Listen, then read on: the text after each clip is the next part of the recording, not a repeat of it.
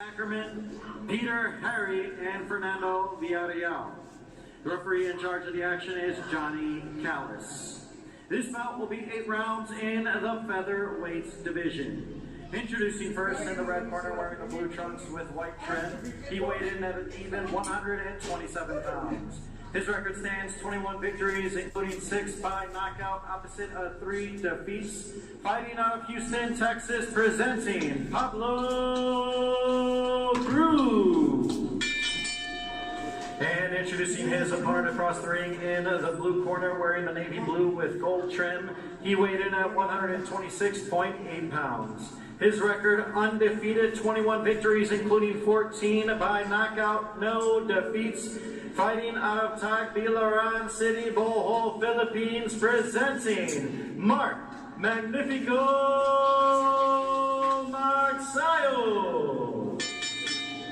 And once again, the referee in charge of the action, Johnny Callis.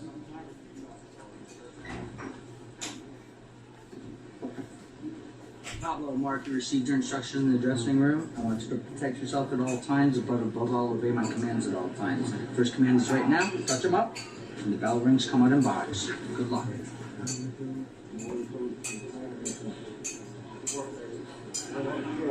Giving new life to the Filipino tradition of boxing on Sunday mornings, this is round 1. One Sports and One Sports Plus. Carlo Pamintuan and Karen Elorde on the call. Dalawang boksingero Pilipino ang tatayo sa loob ng ring to represent our country. The first of which is Mark Magnifico Magsayo. His second fight back after a long break from the sport of boxing. Now let's see how this now Freddie Roach-trained fighter will show up against a veteran, also an opponent in Cruz.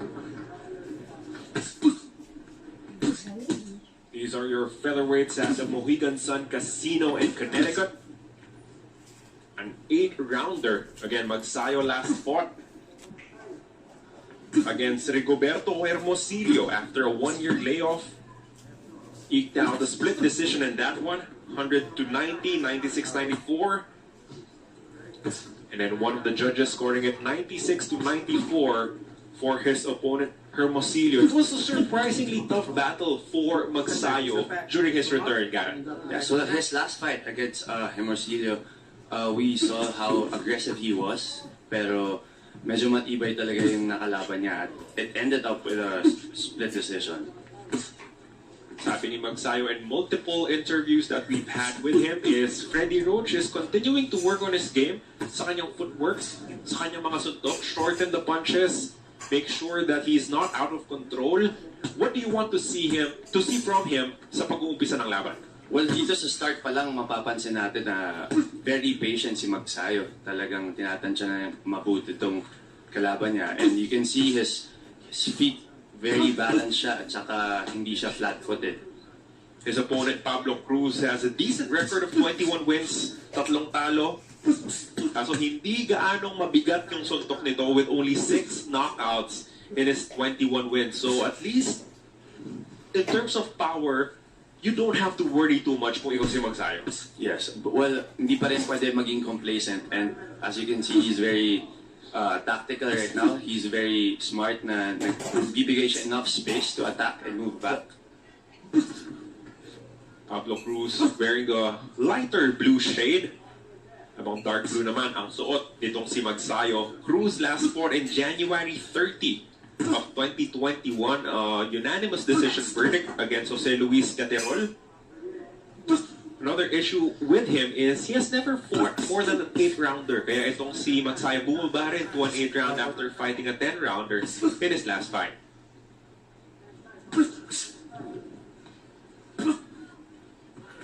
You can see Magsayo still trying to measure out the distance. Sinusukat pa talaga kung ano yung distansyang kailangan niya para mapatamaan itong kalaban niya.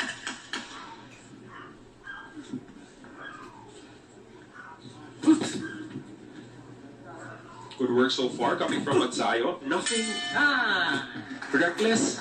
Very calculated yung first 3 minutes ng kanyang laban. Why is it important to establish your jab early in the fight? Well, for Magsayo, knowing him as a fighter, mapapansin mo yung jab talaga niya, mas ginagamit niya na And pag makita mo lang lumabas yung right hand niya, yun na, alam mo nang he's gonna go for that kill. Pero itong pag ginagamit pa lang yung jab niya, he's still trying to measure up and see kung anong strength meron tong si Pablo Cruz. Si Magsayo working in the corner there with Freddie Roach, assistant trainer Marvin Somodio, of course, the Philippines, also helping out sa pagsasanay nitong si Magsayo. He has been in the US, hindi na ito umuwi, no, since he last fought, since last picking up that victory. So a lot of training, a lot of teaching coming from Freddie Roach should really help out Magsayo towards this next chapter of his career. It's a really good combination coming from Magsayo, no? Body, head, yung combination niya, binitawan niya doon.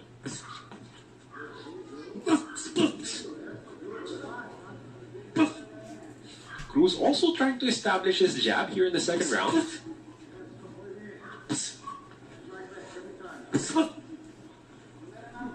Magsayo still not launching a lot of power punches, missing wildly with that hook.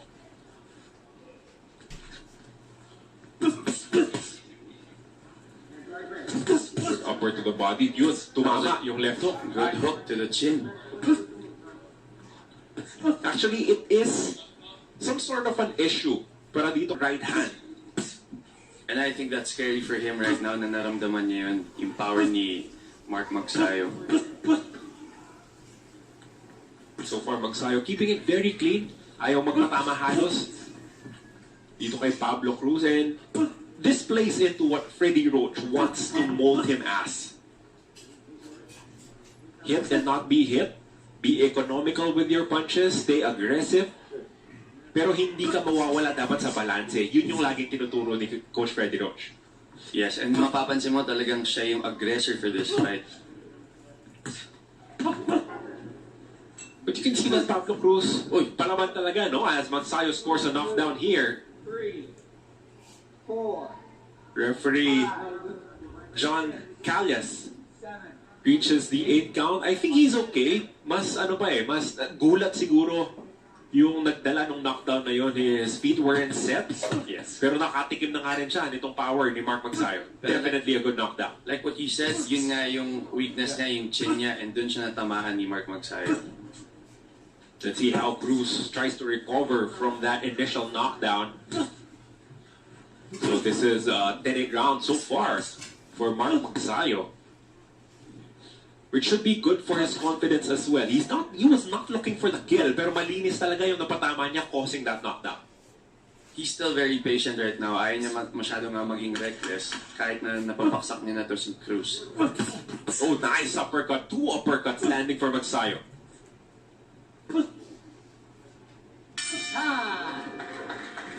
Solid round for Mark Magnifico Magsayo, showing us the punching power that has made him one of the top prospects, top young prospects in Philippine boxing.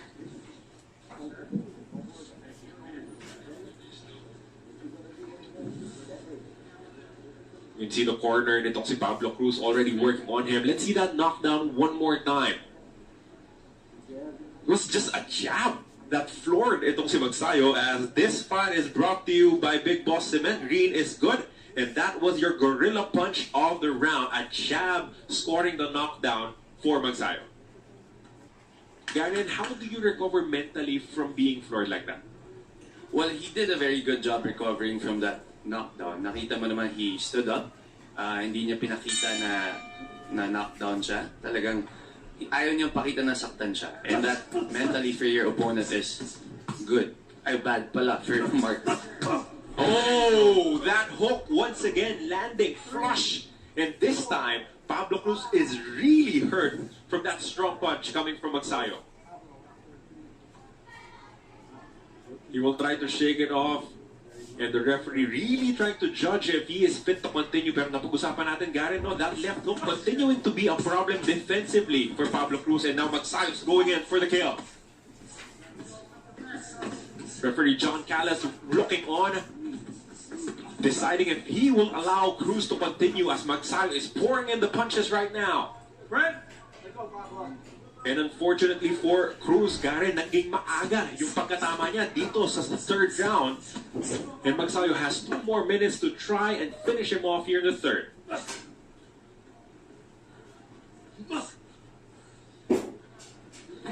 But as we also discussed earlier, hindi pilit yung magiging atake ni Magsayo. Even if he has Cruz hurt, he is not being reckless with his punches. And if you can see Magsayo's eyes, talagang hindi siya gigil. He's just really going for that kill. Alam niya yung dapat niyang gawin. Those are 3 left hooks landing consecutively for Magsayo. No defense whatsoever from Cruz.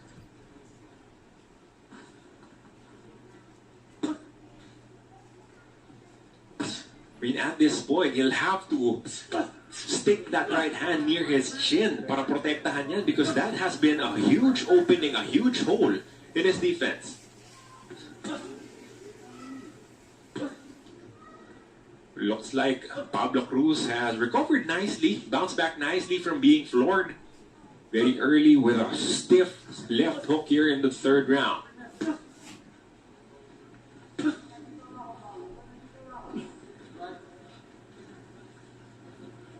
Magsayo very patient, looking for his openings. Pero aggressor pa rin. Itong si Pablo Cruz still moving forward, still, chasing itong si Magsayo even if he has already hit the canvas twice in this fight.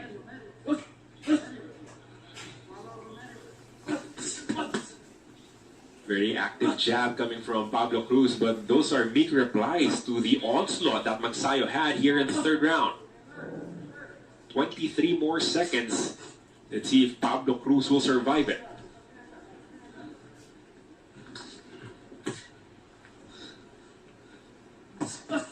Another nice stiff jab landing right in the face of Cruz.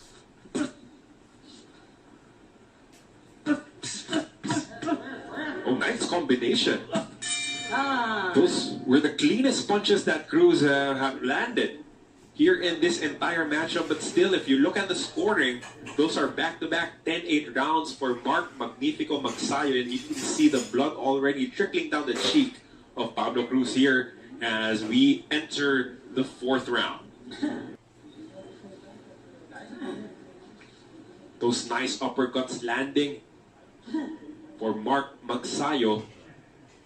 Combination punching capped by that impressive left hook.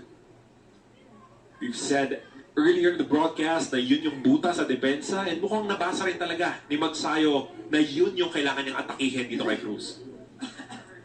Pero nakakabilib din talaga to si Cruz. Tayo rin siya agad kahit after the knockdown. The first one was more of the flash variety. You get floored with a jab, nagulat ka ng konti, wala yung balanse mo, nahulog ka, but that second one definitely hurt. Itong si Pablo Cruz, as we said earlier, only 1 knockout loss in his entire career. So you know na matibay din itong si Cruz. Let's see how Magsayo tries to build on that success that he had in the third. Kaya impressive din yung mga binibitawang uppercuts itong si Magsayo in this fight. Yes, yun yung mapapansin natin naging parang additional na-train niya for double uppercuts, triple hooks, at lahat yun pasok at effective. Kita mo na yung pisngi, yung tinatamaan ng left hook. Oh, another right this time, and itong si referee John Callas rescues Pablo Cruz from further beating. He has seen enough. Mark Magnifico Magsayo with a walk-off knockout victory here in the fourth round. What a performance coming from Magsayo. We were talking about it earlier. His first fight back from a year off, you can see the ring rust. But now, you can see the old version of Magsayo in terms of aggression, in terms of power, but balanced out with whatever he has learned from Coach Freddie Roach so far. And like you said, being under Freddie Roach, talagang pagaling lang to si Mark Magsayo. And that was your gorilla punch of the round, the knockout blow, the right straight mula kay Mark Magnifico Magsayo. The first 2 knockdowns were scored with the left hand, pero yung pangtapos niyang laban, his vaunted right straight.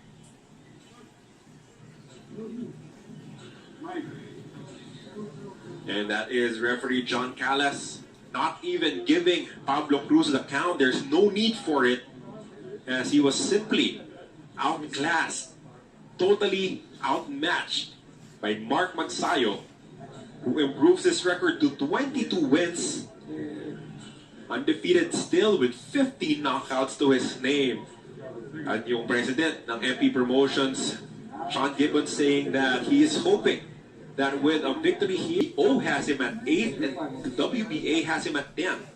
So if you are hovering in that top 10 rankings, 1 or 2 victories should be enough to get you into title contention. I'll cut him off right now. Si Pablo Cruz congratulating the winner. He was floored with a jab in the second round, floored with a left hook after a volley of uppercuts in the third round, and then finally floored for good with a right straight in the fourth. Coach Freddie Roach surely happy with the performance of his ward. Garen, from his last fight to this fight, what were the improvements na nakita mo mula kay Magnifico Magsayo? Well, from his last fight, makikita mo, if you watched it, talagang gusto niya i-knockdown sana yung kalaban niya. Pero makikita na matibay din at palaban yung last opponent niya. But now, kahit na nanggigigil siya, I mean, hindi niya pinakita na gustong-gusto niya makapag-knockout. Well, he was very careful and very aggressive, but he was playing very smart also. Well, syempre, under Coach Freddie Roach na binibigyan siya ng advice every time. Defense also marked improvement for Mark Magsayo. Barely touched in this 4-round fight. Masipag yung jab ni Pablo Cruz, but it barely did any sort of damage kay Magsayo, as he was very good on his feet. Stayed smart, stayed patient, waited for the opening, waited for that perfect opportunity to go for the kill. And that happened in the 4th round. What a victory, a huge one for Mark Magnifico Magsayo. Now 22 wins with 50 knockouts, as we have the official decision. Ladies and gentlemen, the end comes at 48 seconds into round number 4. For your winner by knockout and still undefeated, Mark Magnifico Magsayo. Mark Magnifico Magsayo, officially your winner by a knockout in the 4th round. And that is a good start to the campaign of the Philippines here in what should be an entertaining day of boxing. Maya-maya lamang, nalaban din the IBF champion at 115 pounds, Jerwin Angcajas. Mark Magsayo giving us a great performance as an appetizer. Bigger and brighter things